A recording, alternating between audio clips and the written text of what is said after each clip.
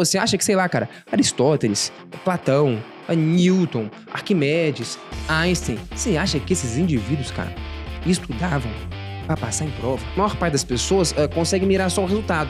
Quero ler 20 livros num ano. Mas não conseguem sustentar por tempo suficiente se você não está... Qual é o modelo de ser humano referência para o sistema no qual você está se formando? Nada é mais importante no processo educacional do que...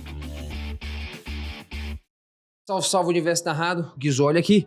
Hoje, um vídeo um pouco diferente, eu vou trazer várias perguntas que vocês me mandam lá pelo Instagram, @Universo Narrado, segue a gente lá, mas são perguntas que, não sei, são complexas demais para serem respondidas em um texto de um único story. E a ideia é poder trazer um pouco mais de prosa, compartilhar um pouco mais de ideia e de perspectivas com vocês, demorou? Vamos lá então às perguntas. A primeira delas aqui do Carlos Daniel. O que motivou você a começar os seus hábitos de leitura? Cara, essa é uma pergunta muito boa, assim. Fundamentalmente foi me sentir um sujeito muito medíocre, né? Bom, não sei se todo mundo conhece a história, mas quando eu tinha 17 anos de idade... Vamos lá, qual que era meu lance, né? Até meus 18 anos de idade, meu grande objetivo era me tornar um jogador de futebol. Eu ficava por conta de... Eu treinava bastante até, joguei em alguns clubes e tal, e... estudar, era isso. Não precisei trabalhar, felizmente, até os meus 18 anos de idade, né? Ficava por conta dessas duas coisas. Ali pros meus 15 eu já percebi que não ia conseguir me tornar jogador de futebol e fiquei por conta do estudo. E, meu irmão, quando eu cheguei aos 17 anos de idade, meu terceiro no ensino médio, percebi que, cara, não virei jogador de futebol e sou um jumento, falei, cara, eu sirvo para quê? Né? Tipo assim, eu não consigo fazer contas básicas de matemática, somar frações, multiplicar números com vírgula, não sabia nada, nem o básico de matemática, eu era um jumento, e em tudo. Tô falando de matemática aqui porque era uma das coisas que eu tinha mais facilidade, tinha alguma afinidade, mas era completamente ignorante. E começou a me incomodar profundamente, cara. Pô, vou completar meus 18 anos, vou virar adulto, não virei jogador de futebol e sou um jumento. Cara, não é possível, a única coisa que eu fiz foi jogar bola e estudar. E nenhuma das duas eu vinguei. Só que, porra, bicho, eu sirvo para quê? E aquele negócio começou a me incomodar demais, cara. Eu falei, cara, se o negócio é o estudo, então eu vou entrar na faculdade e estudar, o caminho vai ser pelo estudo, pô, vamos fazer esse negócio direito, né? E aí eu comecei, no caso, a me inclinar muito ao estudo de matemática e física ali, que pra mim representava um grande desafio, que se materializou na prova do ITA, a prova mais difícil do Brasil. Eu falei, eu vou dar conta dessa merda, porque essa prova está, cara, diminuindo a minha dignidade. Eu não admito que uma prova seja feita para alunos do ensino médio e eu não consigo entender o que a questão tá pedindo. Isso é inadmissível para mim. E eu comecei, cara, a estudar por vários livros, né? Era uma época, eu tô falando de 2013, irmão, quando me formei, hein, no ensino médio. Pois é, tem um tempinho, cara. Bicho, eu tava num momento ali em que a internet estava surgindo, o acesso à informação era muito mais escasso, e eu fui pro caminho dos livros porque eu entendi que a minha escola e o ensino regular não ia suprir as minhas necessidades, até porque eu estudei a vida inteira em escola particular, sempre tirei boas notas, nunca havia pegado nenhuma recuperação, e ainda assim estava terminando todo o processo de escolarização, um completo imbecil em quase todas as áreas do conhecimento. Eu falei, cara, eu acho que não vai dar pra confiar mais muito nisso aqui não, porque até aqui me trouxe a miséria e a mediocridade, eu vou tentar algo diferente. Comecei a estudar e ler matemática, física e tal. E aí, cara, eu comecei a aprender muita coisa, mas muita coisa legal. Chegou um momento que eu falei assim, pô, irmão, será que, na verdade, um monte de coisa que eu achava muito chato na época de escola, tipo, sei lá, literatura, filosofia, nunca entendi, história, será que isso também não é legal pra cacete? Eu só, sei lá, cara, não tava no melhor momento pra ser apresentado pra aquilo, ou talvez não fui apresentado da melhor forma, ou não sei, cara, não tinha maturidade suficiente pra perceber a riqueza e a beleza daquilo. Enfim, eu comecei a ler várias coisas. Eu comecei a ler sobre literatura, sobre filosofia, e eu fui lendo, irmão, e isso foi uma das melhores decisões que eu tomei na minha vida. Mas enfim, a pergunta foi o que me motivou, né, a começar o hábito de leitura. Foi realmente uma convicção profunda de que eu precisava mudar quem eu era. E isso, na verdade, é uma parada que eu vivi e experimentei e implementei isso na minha vida. Posteriormente fui aprender isso num livro, que já recomendei aqui algumas vezes, um ótimo livro, que se chama Hábitos Atômicos, onde o autor diz que quando você quer adquirir um hábito novo, a forma mais fácil de você conseguir fazer isso é tendo um compromisso genuíno em mudar fundamentalmente quem você é. Então, por exemplo, você quer começar a ler livros, né? Muitas pessoas têm essa meta, né? Uma esfera maior ali que é do resultado. Eu quero ler 20 livros num ano. Beleza. E aí você tem uma esfera um pouquinho mais interna, que são as ações que você tem que cumprir para chegar lá. Então eu vou ler, sei lá, 30 páginas por dia. E aí a esfera de dentro eu quero me tornar um leitor. Por que quase ninguém consegue implementar hábitos novos, cara? Porque a maior parte das pessoas consegue mirar só o resultado. Quero ler 20 livros num ano, né? Algumas pessoas conseguem sacar o que precisa ser feito, ler 20 páginas por dia, mas não conseguem sustentar por tempo suficiente se você não está fundamentalmente comprometido em mudar quem você é. Eu não tinha essa clareza lá na época, mas eu queria mudar quem eu era, sacou? Não admitia ser aquela pessoa. Eu queria entender minimamente mais sobre o mundo, sobre algumas coisas e tal. Não ser um completo ignorante em praticamente tudo, sacou? E como eu tava muito comprometido em mudar quem eu era, eu consegui sustentar por tempo suficiente as ações até conseguir os resultados. Até no fundo ter me tornado uma outra pessoa. Então eu não gosto de dizer, cara, depois que eu li esse livro, eu tive essa clareza e apliquei isso em outras esferas da minha vida. Mas o fato é, eu não diria que eu tenho o hábito de leitura, eu me tornei uma pessoa que lê. Ler faz parte de quem eu sou, sabe? Porque pelo menos antes, quando eu pensava nesse negócio de ter um hábito, cara, eu tenho um hábito da leitura, né? Então eu vou lá e acordo, leio. Não, cara, eu mudei quem eu sou, sacou? Eu me tornei um leitor no meio desse processo. Eu li 10, 20, 30, 50 livros e vários deles eu não tava entendendo muita coisa e não queria terminar, mas eu cumpria. E depois de alguns meses ou anos fazendo isso, eu simplesmente me tornei a pessoa que lê. A pessoa em que aquele negócio faz parte da vida dela. Então é isso, sacou? Eu não considero que eu tenho um hábito. Eu diria que eu mudei quem eu sou. E, enfim, esse livro diz que a forma mais fácil de você incorporar um hábito é isso, é mudando quem você é e aquilo passa a fazer parte da sua vida, de quem você é, da sua identidade. Essa é a forma mais eficiente de você cravar um hábito novo que faz parte da sua vida. Sacou? Enfim, só uma pequena reflexão de um dos livros que eu li. Na época, como eu disse, aos 17 anos eu não tinha nada dessa clareza, mas depois que eu li isso, eu olhei pra trás e falei, cara, foi exatamente isso que eu fiz, mesmo sem ter essa clareza. Então, enfim, se você quer adquirir o hábito da leitura, esquece de adquirir o hábito da leitura, queira se tornar um leitor. Se você tiver compromisso em mudar a sua identidade, quem você é, vai ser muito mais fácil você conseguir chegar lá. Faz sentido? Enfim, espero que tenha curtido essa prosa aí. São coisas que exigem conversas um pouquinho mais profundas na minha visão e que, bom, eu não sei, um story seria muito curto pra poder trocar essa ideia. Me fala o que você tá achando até agora. Conselhos que você daria para um estudante de 17 anos, cara, muito boa pergunta. Caraca, eu falaria muitas coisas hoje, cara, pra um moleque de 17 anos, assim. Eu diria, cara, que uma das coisas... Vamos lá, vamos por partes. Como você já fez um recorte, que é um estudante de 17 anos, eu tô partindo da premissa que você quer algumas coisas que tem um pouco mais a ver com essa vida de estudos. Então eu falaria várias coisas, talvez, para um jovem de 17 anos, mas vou fazer um recorte aqui mais pra essa direção que tem a ver com estudos, né? Que eu acho que era o interesse. Vamos lá. Irmão, primeira coisa, e essa aqui, cara, ela é, assim, a mais profunda de todas. Eu vou gastar um tempinho falando ela, porque talvez mesmo falando muito sobre ela, eu não consiga te convencer do que eu tô dizendo. É um pouco o lance do Kant, né? Ele diz que o esclarecimento e a saída do homem da sua minoridade pela qual ele próprio é culpado. Faz uso do teu próprio entendimento, tenha coragem de fazer uso do teu próprio entendimento. Sapere aude. Ouse aprender, tal é o lema do esclarecimento. Então a primeira coisa que eu diria é o seguinte, irmão, tem 17 anos? Seguinte, a responsabilidade da sua formação, da sua educação. E quando eu tô falando formação, cara, eu tô falando até algo para além de te preparar para uma prova, saca? A formação de um indivíduo, um ser minimamente pensante. Porque assim, vamos lá, vai, breve recorte. Não sei se você já pensou sobre isso. Eu tava lendo um livro certa vez que diz o seguinte, toda pedagogia, ela pressupõe uma antropologia filosófica. Vamos lá, o que isso quer dizer? Uma antropologia filosófica é um modelo de ser humano. Então veja bem, eu comecei a ler, acabei não avançando, tive que pausar por conta dos livros que eu tô escrevendo. Inclusive, pô, cara, fiz uns trabalhos intelectuais mais prazerosos da minha vida, que foi escrever 2 livros que vão sair daqui a pouquinho, que é o Guia de Fórmulas Explicadas de Física e Matemática. Isso virou minha vida do avesso, tive que pausar algumas leituras, mas enfim. Eu tava lendo um livro que se chama Paideia, que é, porra, um calhamaço de 1.300 páginas, né? Paideia, basicamente, era o processo de formação dos gregos. Que ele passa por várias etapas, né? Mas vamos lá. Durante um certo tempo, os gregos usavam a Ilíada e a Odisseia, as grandes obras de Homero, como um processo muito importante na formação de quem era o grego. O que era esse processo de formação? Esse processo de formação, essa pedagogia, ela tinha um modelo de ser humano por trás, uma antropologia filosófica. Esse modelo de ser humano, muitas vezes, ele era espelhado em figuras da mitologia grega.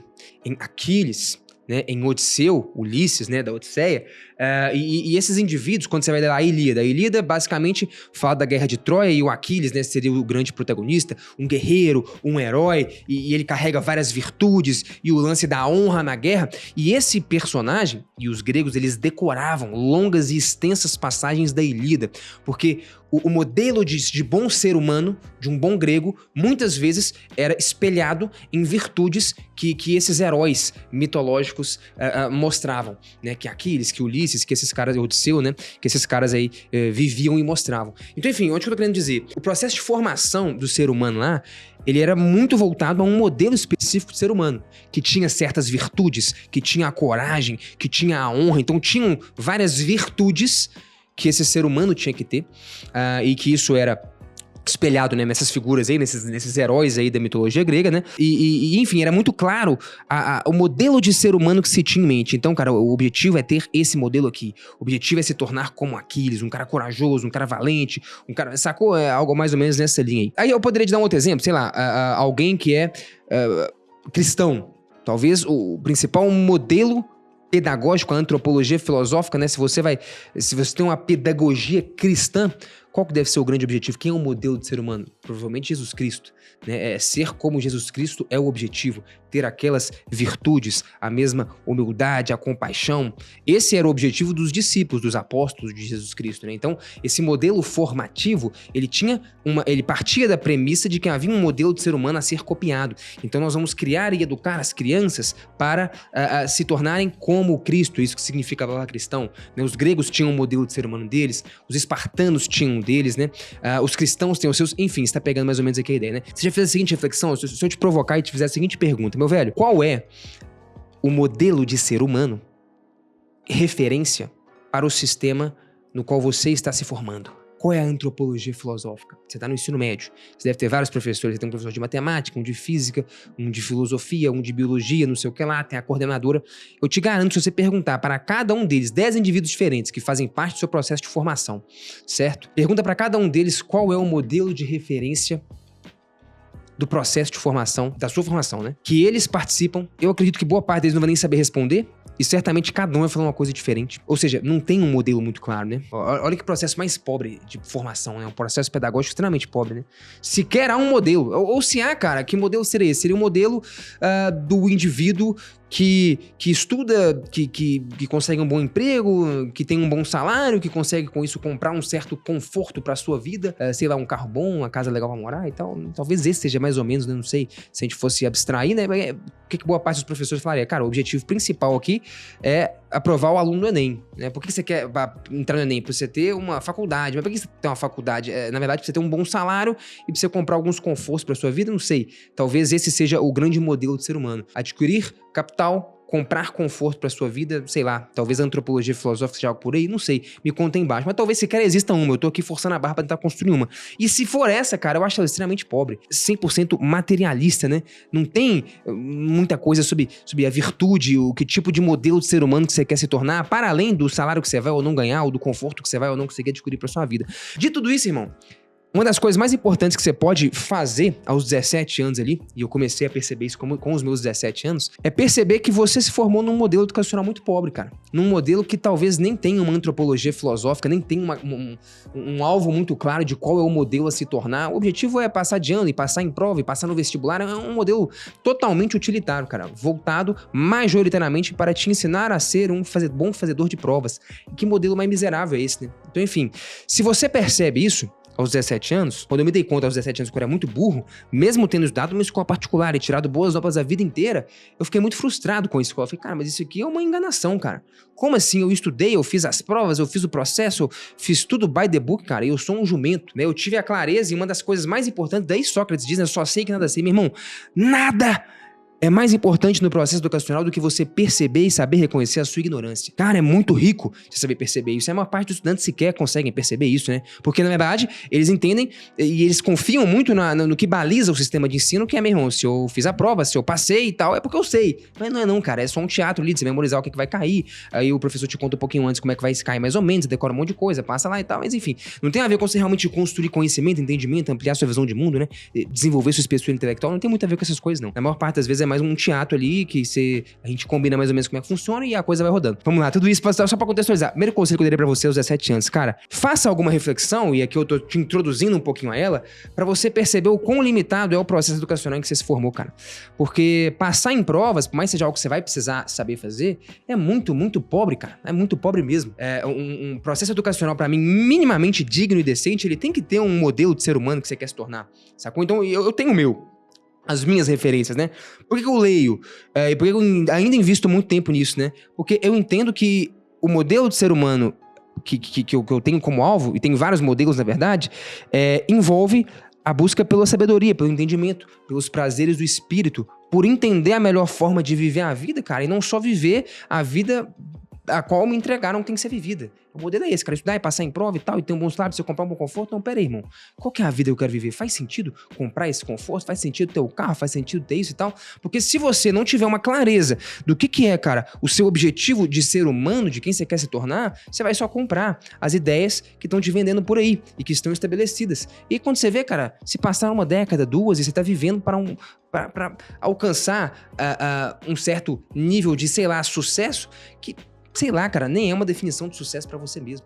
Então, enfim, cara, eu fui pra uma direção aqui, sei lá se é que você queria, mas o fato é, se você tá com 17 anos, cara, entenda que o sistema te formou, é muito falho, sequer tem uma antropologia filosófica ou se tem é extremamente pobre. E aí a primeira coisa que você pode perceber, então, é reconhecer o tamanho da sua ignorância. Uma das coisas mais importantes que você pode fazer é se dar conta do tanto de coisa que você não sabe. E isso é um passo muito importante, cara. Pra mim, isso aconteceu inicialmente quando eu me dei conta, eu me deparei com a prova do ITA. Como eu disse, física e matemática, uma coisa que eu tinha mais facilidade, você mandava muito bem, não sei o quê, tirava excelentes notas. Eu simplesmente peguei uma prova e falei, como assim? Eu não consigo ler a prova que foi feita para alunos do ensino médio, eu tô terminando o ensino médio. Peraí, então eu sou um completo ignorante. Aí eu fui percebendo que eu não sabia um monte de coisas sobre quase tudo, né? Então, enfim, perceba as limitações do processo que te formou e aí entra o Kant. Faz uso do teu próprio entendimento. Entenda que, meu irmão, você tá na beirada para se tornar já adulto. A responsabilidade da sua formação agora é sua e de mais ninguém. Que o sistema educacional te proporcionou até aqui, cara, tem várias falhas, te deu o que te deu, e, meu irmão, você pode ficar olhando pra trás e reclamando, ou você pode querer preencher essas lacunas e complementar a sua formação. E aí, cara, isso vai envolver você consumir, quem sabe, conteúdos como esse, né? Eu acredito que o Universo Narrado seja, e ele surgiu pra ser isso, né, cara? Uma veia que complemente e que traga vários elementos, cara, pra preencher lacunas que o sistema educacional tradicionalmente deixa e tal, né? Mas, enfim, leia bons livros, cara, leia literatura, leia filosofia, começa a consumir coisas que provavelmente você não teve acesso, ou pelo menos não com a orientação adequada na sua época de formação escolar. Para mim, esse seria o conselho mais importante que eu teria para dar para alguém, para um estudante de 17 anos. O segundo, talvez um pouco mais pragmático, vai se eu viajei demais, seria, meu irmão, existem dois caminhos para você seguir quando você está falando de estudos. Um é se preparar para a prova, certo? O outro é realmente se debruçar diante do conhecimento, do estudo, aprender, se tornar alguém mais capaz, sacou? Refinar sua capacidade de pensamento é outro rolê. São coisas diferentes. Existe uma interseção entre elas, você pode fazer mais de um mais do que o outro e tal. Majoritariamente, o processo de formação que existe hoje, ele foca muito mais em fazer você ser um bom fazedor de provas, afinal de contas, esse é o marketing que o colégio vai fazer. A gente aprova tanto os estudantes nas universidades federais, no fundo é isso que seu pai está comprando, que você seja aprovado numa universidade federal. Então, enfim, toda a coisa e toda a dinâmica gira em torno de aprovar alunos em universidades federais, né? Enfim, a dinâmica inteira do mercado funciona com base nisso. E beleza, você vai precisar fazer provas, etc e tal. Mas, vamos lá, vamos pegar... eu vou dar uma exagerada aqui, né, cara? Nós somos meros mortais aqui, indivíduos com capacidade cognitiva extremamente limitada, mas não custa nada a gente olhar para grandes pensadores. Pô, você acha que, sei lá, cara, Aristóteles, Platão, Newton, Arquimedes, Einstein, você acha que esses indivíduos, cara, estudavam pra passar em prova? Na verdade, o Einstein era muito ruim de fazer prova, sacou? Fazia a prova lá pra entrar na Universidade de Zurique lá e tomou pau, e tinha que merda esse negócio aqui, sacou? Enfim, você vê que também nem sempre um indivíduo que é muito inteligente e capaz em algumas habilidades cognitivas é um bom fazedor de prova, né? E o bom fazedor de prova nem sempre é um cara capaz de habilidades cognitivas, ele aprendeu a fazer prova. Eu acredito que existe um caminho, é esse que eu sempre proponho aqui no Universo Narrado, é isso que a gente tenta fazer com os nossos alunos e também contaminar quem nos acompanha aqui, em que você está estudando para desenvolver suas capacidades cognitivas e que se tornar um bom fazedor de prova é uma consequência natural daquele caminho que você trilhou. Acho que dá pra montar esse caminho de um jeito inteligente. Eu, pelo menos, não acredito, não sei, cara. Cada um vai... Tem gente que vai falar o seguinte, velho, eu quero isso aqui mesmo, o que você tá falando aí, irmão? Eu já falou um monte de bobagem, não entendi nada, eu não quero saber disso, eu quero fazer a prova lá, irmão, marcar o título no lugar certo e passar no Enem. Tem muita gente que vai querer isso. Vou te falar. Outro dia chegou até no suporte lá daqui do Universo Narrado, um menino comprou nosso curso lá, no Lições de Física. Cara, essa primeira aula aqui do professor, pô, bicho, meia hora aqui, ele falando do repouso, de não sei o que e tal. Cara, dava pra passar um macete aqui e em 5 minutos tinha resolvido. Não precisava disso tudo. Só que era uma aula bem profunda, bem filosófica, discutindo as origens de como é que essas ideias surgiram, né? E eu só falei, bicho, só devolve a grana pro cara. Bicho, aqui não é a escola pra você. Se é isso que você quer, aqui não tem isso. Mas aí eu entendo que tem gente então que quer isso aqui. Você quer isso aqui, irmão? Beleza. Eu não sei nem o que você tá fazendo aqui no Universo Narrado, né? O nosso prosa é o outro caminho. Eu acho que o conselho que eu te daria aqui, então, cara, meu irmão, busque mais entender, aprimorar sua capacidade de pensar, compreender ideias, se tornar um bom pensador e alinhar isso com essa interseção em que isso te torna um bom fazedor de provas do que só fazer as provas. Eu acredito, cara, o Rubem Alves fala isso, né, que o conhecimento é o que fica depois que o esquecimento faz o seu papel. Depois que se passar uns anos, você vai esquecer boa parte daquelas coisas que você estudou para se preparar para as provas, porque você estava só se preparando para as provas. Mas tem muita coisa que pode ficar, que é o conhecimento, né, o que fica depois que o esquecimento faz o papel. Eu não sei, eu acredito que é muito mais nobre, é muito mais, não sei, para mim é a única forma que faz sentido de fazer, cara. Estudar para aprimorar sua capacidade de pensamento, para se desenvolver enquanto pensador, desenvolver boas habilidades de pensar, cara, e como consequência fazer uma prova. Sei lá, eu sempre acreditei nisso, que fazer uma prova e ser aprovado, se você trilha esse caminho, é só uma consequência de quem realmente tá buscando aprender, entender, pensar, refinar sua capacidade de pensamento. Eu acho que fazer a prova fica até muito mais fácil, né? Enfim, falando por mim, cara, depois que eu desbloqueei isso daí e percebi essa forma diferente de estudar, de se posicionar diante do processo de construção de conhecimento, né? Cara, fazer prova sempre foi muito fácil. Durante a faculdade inteira foi muito fácil fazer provas. Quando eu fazia a prova do mestrado, foi tudo muito fácil. Porque você chega com muito conhecimento. Muito mais conhecimento que quem se preparou só pra fazer prova. Porque você lê o livro e você vai até o rabo da palavra, como diria meu conterrâneo Guimarães Rosa, né? Você vai na minúcia, você quer entender, você quer ir. Então, enquanto um monte de gente pega o livro e que pega só o que cai, isso não cai, cara, você, na verdade, viu o filme inteiro.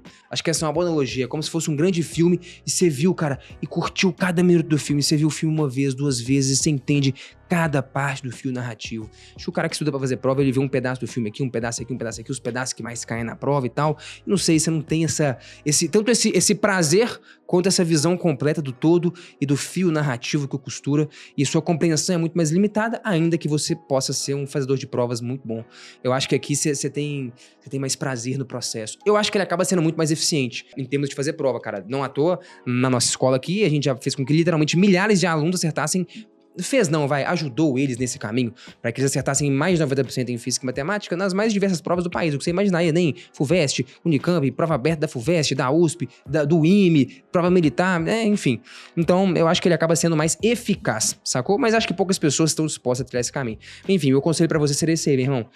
Estude pra aprender, cara, pra ficar mais inteligente, tente desenvolver uma vida em que ela está inclinada ao estudo, né? Faça do estudo um estilo de vida, mais do que uma obrigação.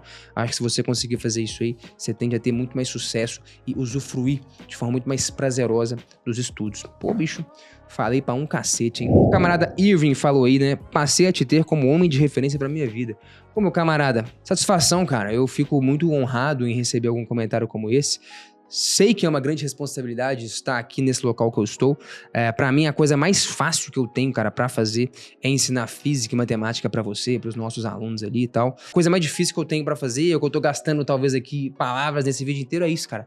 É tentar te mostrar uma forma diferente de viver a vida, de olhar para o conhecimento, te convidar, te provocar algumas reflexões que eu sei que provavelmente o sistema em que está se formando não vai te convidar, porque o sistema é voltado e inclinado a te tornar um bom fazedor de provas, né? E eu acho isso aí pouco, cara. Eu acho que a vida é mais do que isso. Acho que educação é muito mais do que fazer boas provas. Tem a ver com isso, qual é o modelo de ser humano que você quer se tornar. E a educação é um processo sem fim, cara, pra mim. Outro dia eu postei, sei lá, um story lendo um livro de física ou de matemática, não sei. E o cara falando, pô, mas por que você tá estudando até hoje? Você já não terminou o mestrado? Eu falei, meu irmão, você não entendeu nada, cara. Eu estudo hoje, estudo amanhã e ano que vem. E, na verdade, cara, o processo de educação, ele é eterno, né? Ele é um referencial inalcançável de um modelo de ser humano que você quer se tornar. E o tempo inteiro você tentando diminuir a sua distância para aquele modelo que é inatingível, né? Para os gregos era Hércules, era Ulisses, eram semideuses, né? Figuras mitológicas que não existiam, é inalcançável se tornar eles. Quero me tornar como Cristo. Os cristãos, só teve um cristão, esse aí morreu na cruz, né? Então é sempre um modelo inalcançável, de modo que o processo de educação e de formação, ele é infinito, cara. Ele é até o último dia da sua vida, você se esforçando para ser quem você quer ser, né? Para você conseguir alinhar e fazer chegar o mais próximo possível aquilo que você é daquilo que você gostaria de se tornar, né? E esse processo ele vai até o último dia das nossas vidas. Eu acredito que esse é uma das minhas missões aqui, né, no Universo Narrado, mostrar um pouco essa perspectiva de vida para vocês. Eu acho que ela dá mais sentido ao estudo, um sentido menos utilitário e eu acho que mais humano até. Por mais que a gente tenha que estudar e aprender muita coisa, ir lá e fazer a prova e tal, pô, cara, o estudo é um negócio tão rico, saca? Diminuir ele pra só fazer o Enem, eu acho de uma pobreza muito grande. Eu vou parar por aqui, cara. Tinha mais umas 2 perguntas. Eu sei lá quantas que vai esse vídeo aqui, tem um tempão que eu tô falando aqui. Então, vou ficar por aqui. Me fala o que você acha dessa prosa. Se quiserem mais vídeos como esse, comenta aqui embaixo. Segue a gente no Instagram, @Universo Narrado, que essas perguntas a gente tira de lá. Valeu, Sapere Áudio.